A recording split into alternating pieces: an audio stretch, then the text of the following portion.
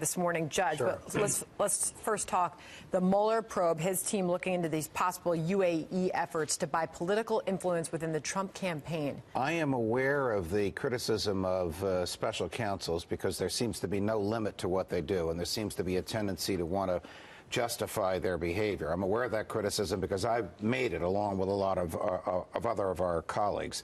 But it would be absolutely misconduct in office if Bob Mueller overlooked something like this.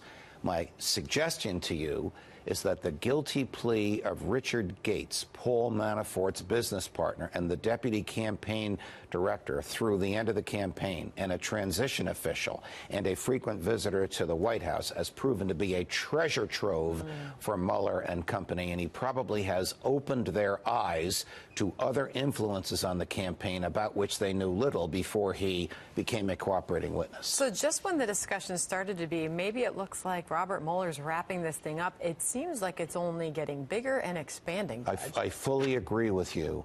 The American public is now aware of the nature and extent of the Russian network. The New York Times reported that over 1,000 people were employed full-time or part-time in the caterer's office. I'm making air quotes with my fingers because while he was a caterer, he was also running the sophisticated internet assault.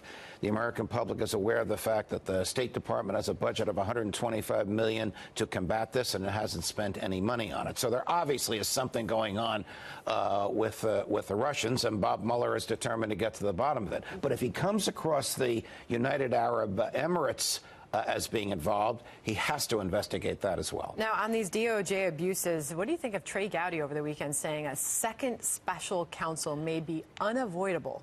I think that Congressman Gowdy has a point, because the Inspector General, of whose report Catherine just spoke a few moments ago, does not have jurisdiction to interrogate people who have left the Justice Department. There's about 20 people who have left the Justice Department through natural attrition and retirement. One, a forced retirement, Andrew McCabe.